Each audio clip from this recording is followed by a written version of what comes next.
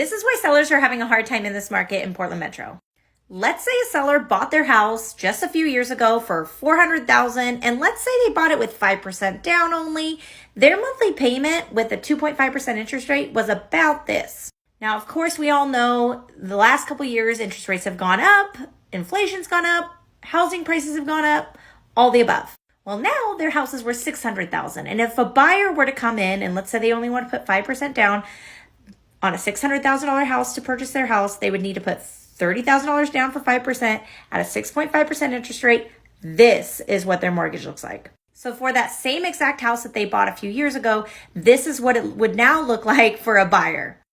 That's nearly double the mortgage. Now, let's say they decided to sell their house and they got $600,000 for it. At the end of the day, net at close, after everything's said and done, they'll take away over $200,000. And they can use that $200,000 to put towards their next purchase. But now the purchase that they need to make is a new house that's bigger and grander than what they have now. So they're shopping in the $800,000 range.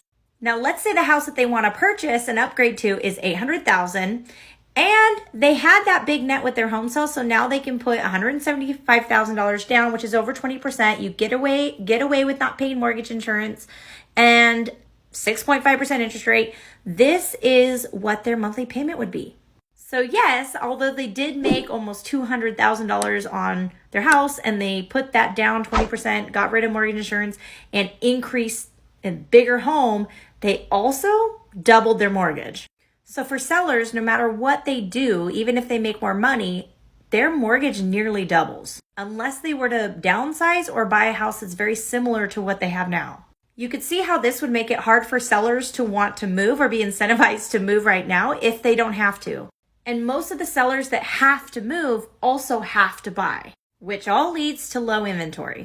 Now, I've heard conflicting information. Feds may increase the rates 2 times before the end of the year, but then also in the next 18 months, maybe it'll go back down a little bit. The truth is we just don't know what's going to happen.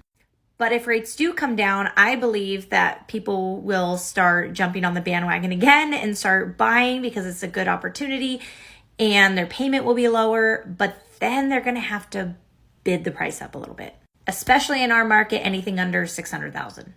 But if rates go up, let's say their house sits on the market and then they only sell it for $500,000 instead of that $600,000. That means they're only making a net of just over $100,000 instead of $200,000.